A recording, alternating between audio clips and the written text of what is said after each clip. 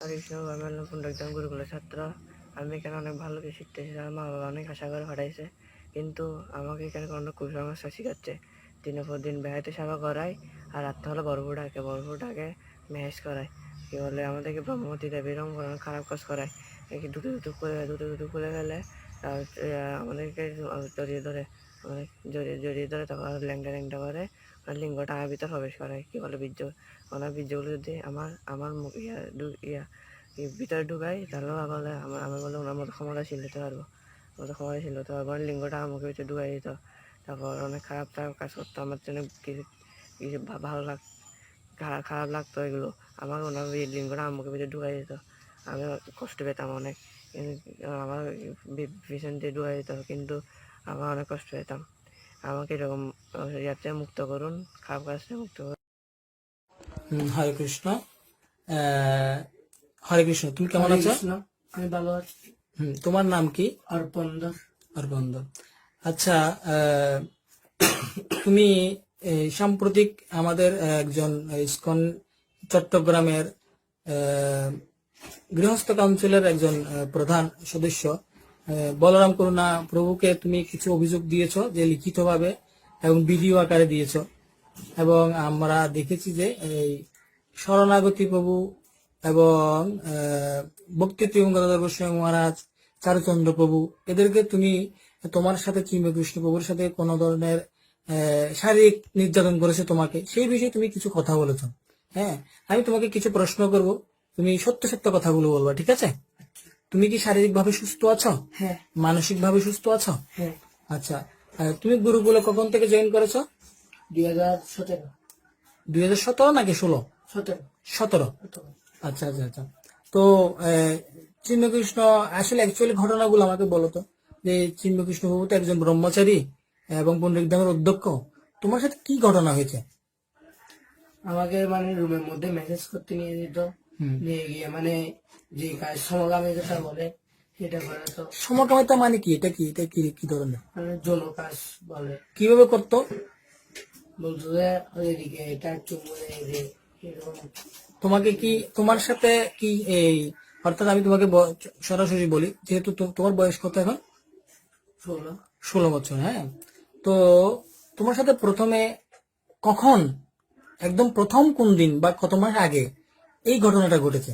2 মাস আগে। মানে পুনরুদ্ধাম থেকে বের হওয়ার 2 মাস আগে। হ্যাঁ। হ্যাঁ, উনি কিভাবে ডাকতো তোমাকে? কখন, বা রাত্রে ডাকতো নাকি দিনে ডাকতো? রাত্রে ডাকতো। রাত কয়টা বাজে? ধরেন 9টা, 9:30। 9টা, 9:30 বাজে। হ্যাঁ, ডেকে তোমাকে কি বলতো প্রথমে? বলতো মানে মেসেজ করতে বলতো। কিরকম ভাবে মেসেজ করতা? হাত পা গুলো মানে মেসেজ করতাম করে, তারপর বলতো যে এরকম। উনার পরনে কি থাকতো? গামছা। গামছা থাকতো। তোমার পরনে কি থাকতো? আমার পরনে কাপড় ছিল, ধুতি কাপড়, অর্থাৎ এই তোমাদের গুরুগুলোর ড্রেসটা থাকতো। হ্যাঁ। আচ্ছা আচ্ছা। তো তখন তোমাকে কিভাবে মেসেজ করতে বলতো? না এমনি বলতো, হাত পা গুলো কামড়াচ্ছে ম্যানেজ করতে বলতো। তারপর বলতো যে এদিকে হলে আমার এই ধরে শপথ কর বলতো। কি ধরে? আমার কবচ শপথ করে কি বলতো? শপথ করে কি বলতো? হলে হচ্ছে আমার সাথে এগুলো করতে হতো, এগুলো কাউকে বলবি না। এগুলো মানে কোনগুলো কি করতো? মানে যে খারাপ কাজগুলো করতো সেগুলো কাউকে যেন না বলতে বলতো। আচ্ছা আচ্ছা। খারাপ কাজগুলো কি তুমি কি ওকে করতা নাকি ও তোমাকে করতো? ও আমাকে করতো। তোমাকে করতো না? মানে তোমার সাথে কতবার হয়েছে এরকম? আমার সাথে 2বার হয়েছে। 2বার হয়েছে না? আচ্ছা, যদি উপর থেকে বলা হয় যে এই শারীরিক সম্পর্কটা করলে ডিএনএ টেস্ট দিতে হয় যা প্রমাণস্বরূপ, হ্যাঁ, তুমি কি ডিএনএ টেস্ট দিতে প্রস্তুত আছো? হ্যাঁ। আচ্ছা আচ্ছা, ঠিক আছে। আর একটা বিষয় হচ্ছে, এখন তুমি বলবা যে কখনো তুমি কি ওকে করেছো, বা তোমার জননেন্দ্রিয়ের মধ্যে মানে অর্থাৎ ধরেছে কখনো ও? হ্যাঁ। হ্যাঁ। হ্যাঁ হ্যাঁ। আচ্ছা ঠিক আছে। আচ্ছা, তোমার সাথে এই যে এই অবৈধ কর্মগুলো ঘটেছে, তুমি কি আর স্থানীয় কোনো ভক্তদেরকে জানিয়েছো? হ্যাঁ আমি জানিয়েছিলাম তিরুবুকে। আচ্ছা আচ্ছা আচ্ছা। তিরুপতি প্রভুকে জানিয়েছো, অর্থাৎ তিরুপতি প্রভু তখন পুণ্যের ধামে ছিল। ধামে ছিল তখন তিরুপতি প্রভু কি বলেছে তোমাদেরকে? বলছো এগুলো আমি জানি না, আমি এরকম শুনি না। তারপর অনেকদিন ধরে এরকম বলতেছে উনি আমাকে বলতেছে সত্যি এগুলো কিভাবে জানাচ্ছে। আমি একবার মানে শিবতার কথা বলতেছে একটু মধ্যে শুনেছিলাম। আচ্ছা আচ্ছা, পরবর্তীতে তোমরা কোথায় গিয়েছো? রংপুর চলে গিয়েছো। হ্যাঁ। মহারাজকে সমস্ত কিছু বলেছো। হ্যাঁ আমাকে যে কথাটা বলছো সেম কথাটা কি মহারাজকে বলেছো? হ্যাঁ তা ওনারা কি কোনো ধরনের চিন্ময়কৃষ্ণ প্রভুর বিরুদ্ধে স্টেপ নিবে এরকম আশ্বাস দিয়েছে তোমাকে? না, এরকম বলেনি, বলতো যে এগুলো খারাপ কথাগুলো বাদ দাও এরকম করে বলছিল মহারাজের। আচ্ছা আচ্ছা আচ্ছা, অর্থাৎ তোমাকে তো কোনো ধরনের আশ্বাস দেয়নি। আচ্ছা, সাম্প্রতিক চারুচন্দ্র প্রভু তোমার থেকে স্টেটমেন্ট নিয়েছে, তুমি কি ওনাকে সবকিছু বলেছো? হ্যাঁ বলেছি। উনি কি আশ্বাস দিয়েছে তোমাদেরকে? উনি কিছু বলেনি তেমন, উনি বলতো যে পরে দেখা যাবে, এরপর আরো অনেকজনকে ডেকেছে, ডেকে এরপর আচ্ছা আচ্ছা আচ্ছা, ঠিক আছে। এখন তোমার সাথে যে চিন্ময়কৃষ্ণ প্রভু শারীরিক সম্পর্ক এবং তোমাকে অনেক নির্যাতন করেছে, বলাৎকার যাকে বলা হয়, যেটাকে সমকামিতা বলা হয়, হ্যাঁ, তো এগুলোর কি তুমি কি বিচার চাও? হ্যাঁ হুম, তোমার পড়ালেখার ক্ষতি হয়েছে এবং তুমি একটা মানসিক ভাবে হেজিটেশন বুক করছো, হ্যাঁ এগুলো তো আমাদের ইসকনের মধ্যে কোনো শিক্ষা নেই, ঠিক আছে? কোনোদিন কারো কাছ থেকে দেখেছো, কোনো বক্তব্য থেকে দেখেছো এগুলো? না এই নোংরামি এগুলো, না ঠিক আছে? তাহলে ঠিক আছে, আমরা এগুলো তোমার কথা মতো, যেহেতু তুমি আমাকে এই কথাগুলো বলছো, হ্যাঁ, আমি কি করবো এগুলো, আমি আমাদের নারগোপাল প্রভু আছেন, আমাদের গুরু মহারাজ আছেন এবং ঊর্ধ্বতন কর্মকর্তারা রয়েছেন, এগুলো আমি অ্যাপ্রুভ করবো, ওনাদেরকে আমরা সাবমিট করব এবং ওনারা এগুলোর অ্যাকশন নেবে, ঠিক আছে? হ্যাঁ হরে কৃষ্ণ। হরে কৃষ্ণ। নিত্যবন্ধ গৌরদাস। আমি প্রায় অনেক দিন যাবৎ, প্রায় 8-9 বছর যাবৎ পুণ্ডরিক ধামে অবস্থানরত। এই যে ধামের মধ্যে এত সমস্যা চলছে, যে বিষয়গুলো আগে থেকে মানে চলে আসছে, বাট এগুলো নিয়ে মানে তদারকি করতাম না, বা এই বিষয়ে কিছু বললেও বা কাউরে বলার মতো সেরকম গিয়েছিল না। কিন্তু হঠাৎ আমি কিছুদিন যাবো আবার দেখতেছি কি অতিরিক্ত ছেলেদের উপর নির্যাতন হচ্ছে, বা মাঝে মাঝে এমনই দেখি ওখানে অনেক ধরনের মানে গন্ডগোলও চলছে ধামের মধ্যে। কিন্তু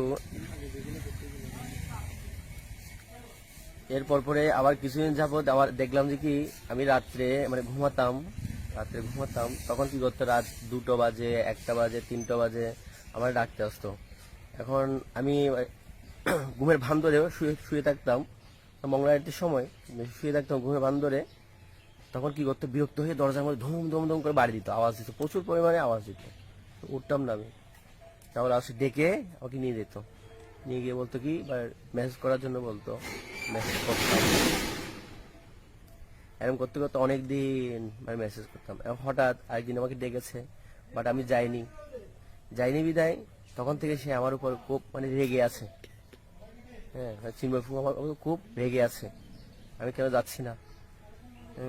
তারপরে আমি শ্রীধরপুর রুমে ছিলাম, শ্রীধরপুর রুমে যখন ছিলাম, উনি এখন আমাকে কিভাবে শ্রীধরপুর আমাকে ডেকে রুমে রেখেছে, সেই কারণে ওনার খুব ক্রোধ যে আমাকে কিভাবে ওখান থেকে বের করবে, আমি কেন ওই রুমে থাকি। তারপরে হঠাৎ একদিন এই গেতে চলে গেল, কারণ কিভাবে বের করবে, কিছু না কিছু করতে হবে, না হলে তো বের করা যাবে না। তারপর হয়েছে কি, একদিন দামোদর প্রোগ্রাম, 19 সালে দামোদর প্রোগ্রাম হচ্ছে। এখন হঠাৎ উনি আমাকে এসে বলল, এই শ্রীধরপুরের দামোদর প্রোগ্রামে চলে গিয়েছে, হঠাৎ উনি আমাকে এসে বলে কি, তো ভাগবতম নেই, একটা ভাগবতম নেই। তারপরে কি হয়েছে, ভাগবতম নিয়েছি। তারপরে বলেছে কি, ওনার গিয়েছিল কবচ ছিল, কবচ হয়েছে আমাকে, স্বর্ণের কবচ ছিল নৃসিংহদেবের। তারপর বলছে ভাগবতম শুয়ে বল আর আমার কবচ শুয়ে বল। তা আমি কবচ শুয়েছি। তারপর উনি বলা স্টার্ট করেছে আর কি, তোর যদি এখানে থাকতে চাস, হ্যাঁ, তোর আর কি শ্রীধরের সঙ্গে এই ধরনের সমসাময়িক করতে হবে। এই বিষয়গুলো উনি আমাকে বলেছিল। এখনবার উনি আমাকে প্রতিদিন জিজ্ঞেস করতো, আমার মঙ্গল আরতিতে গামছা পরে উনি কোথায় চলে যেত, আমি তো মঙ্গল আরতি দিতাম শিব মন্দিরে সেবা করতাম, উনি ওইখানে চলে যেত মঙ্গল আরতিতে, গামছা পরে ওইখানে চলে যাচ্ছে আমাকে জিজ্ঞেস করার জন্য, হ্যাঁ, কি হয়েছে, কাজ কি হয়েছে, হ্যাঁ, এই ধরনের বিষয়গুলো উনি আমাকে সবসময় বলতো। তারপরে ওনাকে আমি বলতে না পারতে লাস্টে বলেছিলাম কি, আমি বলেছিলাম আমি পারবো না এগুলো, এই ধরনের বিষয় নিয়ে আমার কিছু বলবেন না। তাও আমার বিরক্ত করতো। এরপর পরে দেখি নতুন একটা বিল্ডিং হয়েছে, ওই বিল্ডিং উনি চলে গিয়েছে। কারণ উনি চলে যাওয়ার পরেই কি হয়েছে, শ্রীধরপুর পদ্মা ভবনে রয়ে গেছে, ওর পুরোনো যে জায়গাটা ছিল ওই জায়গাতে রয়ে গেছে। এখন হঠাৎ ওনাকে নিয়ে গেছে কোথায়, ওই লং বিল্ডিং এ, বা আমার থেকে দূরত্ব রাখার জন্য। এরপর পরে প্রায় উনি যখন এখানে চলে গিয়েছে আমি আর বিল্ডিং এ যাইনি কখনো। আর পরবর্তীতে একদিন আমি অসুস্থ হয়েছিলাম, অসুস্থ হওয়ার পরে তারপরে ওই এখানে গিয়েছি। এরপর পরে তাও উনি আমাকে ডাকতো ম্যাচ করার জন্য, ম্যাচ করার জন্য ডাকতো, তখন আমি যেতাম না। এরপর পরে উনি আমার উপর খুব ক্রোধ, বা আমার সাথে কথা বলতো না। হ্যাঁ, তারপরে এক ভক্তকে তারপরে আমাকে ঠ্যাস মারামারি করতো, অনেক ধরনের ঠ্যাস দিত। তারপরে এরপর পরে ওনার সাথে আমার খুব ভালো একটা ঘনিষ্ঠ ছিল না, বা ওনার সাথে কথা হতো না। এরপর পরে আমি কিছুদিন যাবত রাধাষ্টমীর আগেই আমার মন মানসিকতা একটু ভালো ছিল না, খুব খারাপ হয়ে গেছে। কারণ ওনাদের এই ধরনের বিষয়গুলো নিয়ে, খুব খারাপ ধরনের চরিত্র, এই বিষয়গুলো নিয়ে মানে দেখতে শুনতে, মানে দেখে শুনতে শুনতে কি হয়েছে আমার মাথা মানে পুরো নষ্ট হয়ে গিয়েছে। আবার কি হয়েছে আমি বলেছিলাম কি আমি এখান থেকে চলে যাব। তারপরে আমি বলছি আমি রাধাষ্টমীর পরেই চলে যাব, এরকম বলে রাধাষ্টমী গেল। এরপর আমি ছিলাম। এর মধ্যেই দেখি অনেক ধরনের সমস্যা, এই যে গুরুকুলের বাচ্চাদের উপর যে নির্যাতনগুলো হচ্ছে, হ্যাঁ, জঘন্যতম অপরাধ কিন্তু এগুলো সমস্যাগুলো। এই যে গুরুকুলের এতগুলো ছেলে, মানে নিউ নিউ ছেলে, অনেক ছোট ছোট ছেলে, এদের উপরে যে এত ধরনের নির্যাতনগুলো হচ্ছে, হ্যাঁ, এগুলো ধামের কোনো একটা ভক্ত লক্ষ্য করলেও কিন্তু এরা কি করে না, হ্যাঁ, এগুলোর উপর কোনো জোর দেয় না, ওরা চেয়ে থাকে। কারণ ধর্মের মধ্যে যে ভক্তগুলো আছে ওগুলো হচ্ছে পদের লালসায় সবাই ওরা মোহিত হয়ে গেছে, ওদেরকে পদ দিবে, হ্যাঁ, একজনকে প্রেসিডেন্ট বানাবে, একে সেক্রেটারি বানাবে ধামের, হ্যাঁ, সবাই এই বিষয়গুলোর প্রতি কি হয়ে গেছে, মোহিত হয়ে গেছে। এই কারণে এই ছোট ছোট বাচ্চাদের উপর এত নির্যাতন চলতেছে, হ্যাঁ, ওরা কোনোই কিছুই বলে না। এই যে ছোট ছোট বাচ্চাদের উপর কি হয়েছে, আর বাচ্চাগুলো ধামে দিয়েছে কি জন্য, লেখাপড়া করার জন্য। আর পরিবারে ওরা মা বাবা সহ্য করতে পারতেছে না বিদায় ওদের দুষ্টমিগুলা, এ কারণে দিয়েছে কি গুরুকুলে ওরা ভালো করে শিক্ষা লাভ করবে। এখন এখানে আসার পরে ওদেরকে যদি যে জায়গায় শিক্ষা লাভ দিবে সে জায়গায় ওদেরকে যদি বেকারিতে সেবা করায়, হ্যাঁ, বেকারিতে সেবা করাচ্ছে, মানে সারাদিন সকাল 6টা থেকে সন্ধ্যা 6টা 8টা 9টা পর্যন্ত সেবা করায়। এরপরে ওরা রুমে যাচ্ছে, মানে ওদের কাছ থেকে আমি যেগুলো শুনেছি সেগুলো বলতেছি। ওরা রুমে যাচ্ছে, এরপর রুম থেকে গিয়ে কি হচ্ছে ডেকে নিয়ে আসতেছে, আবার কোথায় চিন্ময়পুর রুমে ডেকে নিয়ে এসে কি করায়, মেসেজ করায়। তারপরে ওখানে নানা ধরনের কথা বলে, খারাপ কথা, যে এই ধরনের কথা বলে যে ওদের কাপড় খুলে ফেল, হ্যাঁ, এগুলো কাপড় কিছু বলবি না, এই ধরনের বিষয় নিয়ে বলতো ছেলেদের। আর ছেলেরা কি করতো, এই বিষয়গুলো আমাদেরকে বলতো। এই বিষয়গুলো দেখে শুনে আমার খুব খারাপ লাগতো, সেই কারণে আমি ধাম থেকে বের হয়ে গেছি।